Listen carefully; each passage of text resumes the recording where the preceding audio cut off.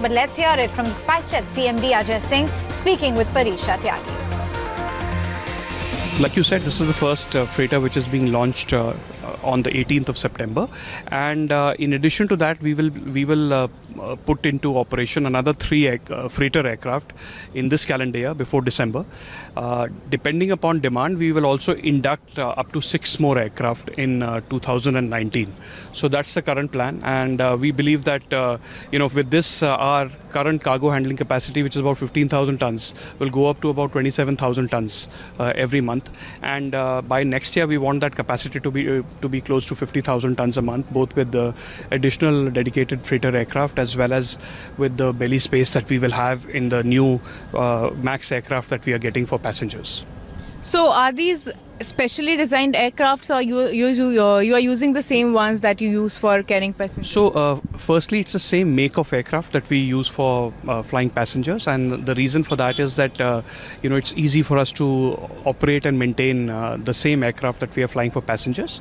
But for specialized cargo use, the aircraft has been modified significantly. As you will notice, the door of this aircraft is significantly larger because it has to take the pallet which goes inside with containers, and so it is the same make of aircraft but modified for dedicated freighter use. As you also saw when we were doing the press conference inside the aircraft, there are no seats and it's just a flat surface on which cargo will be kept. So what are the first few routes you are targeting for this cargo aircraft?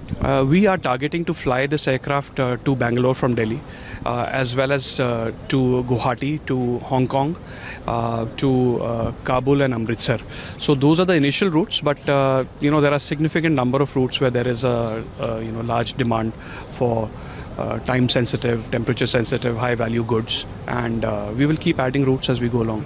If you could also throw some light on what purposes will these aircraft serve, which all industries will be benefited, and what kind of commodities will be carried by these aircraft? Well, dedicated freighter aircraft are typically for time-sensitive goods. For example, as you know that in e-commerce now there are 12-hour, 6-hour deliveries, overnight deliveries, for which these aircraft are required because they mostly fly in the night and enable delivery to be made first thing the next morning. In addition to that, there are perishables, fruits, vegetables, flowers, which can be flown on this, medicines and pharmaceuticals, and also high-value consumer electronics are an important component, because if you transport high-value consumer electronics by road, sometimes they get damaged and the losses are pretty high. So they can be transported safely and quickly using freighter aircraft. So there is immense potential, and around the world, air cargo is a significant part of the aviation sector.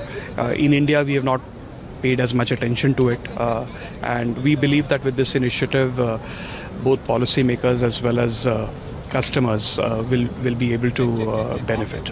So this is the first for India, and as you said in the press conference, this will bring about many transformations. So what kind of investments went behind this launch, and what is the revenue you are expected? This is an asset-light model, and we have taken these aircraft on lease. So in terms of capital expenditure, it's not very high. The handling of the goods is being done by existing Spicejet staff.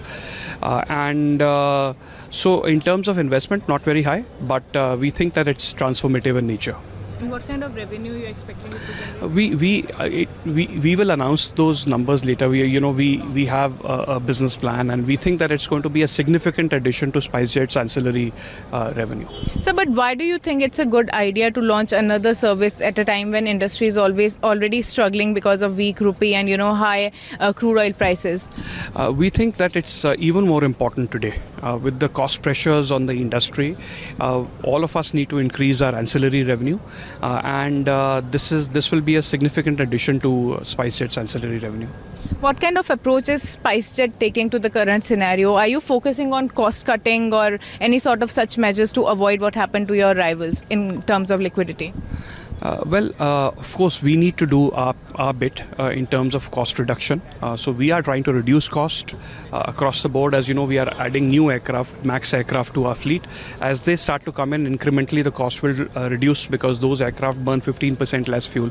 They are a lot cheaper on engineering as well, at least 20 to 25% less on engineering cost. So we expect that costs will go down as a consequence of adding new aircraft.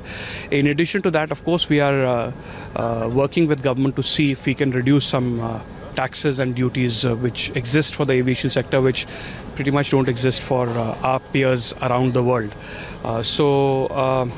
We'll see how it goes. It's also important from airlines' perspective that we increase our yields and our revenues. The tariffs have to go up so that the costs, increased costs that we are incurring are passed on to consumers, at least partly passed on to consumers. So we hope that there will be rational behavior in the industry and people will take up fares. One last question, sir. When do you expect this entire situation to improve, and when do you expect oil prices to come down anytime soon? It's anybody's guess. It's very tough to predict. For the most part, analysts had predicted oil prices between $50 and $60 for this year. That clearly has turned out not to be true. So let's see what happens. We have to make the best of the current situation. One last, I'm really sorry, but another thing. Government has been talking about a relief plan for airlines. What kind of expectations do you have related to that relief plan? Well, are you already aware it's difficult for me to comment. It's good that government is considering a relief plan.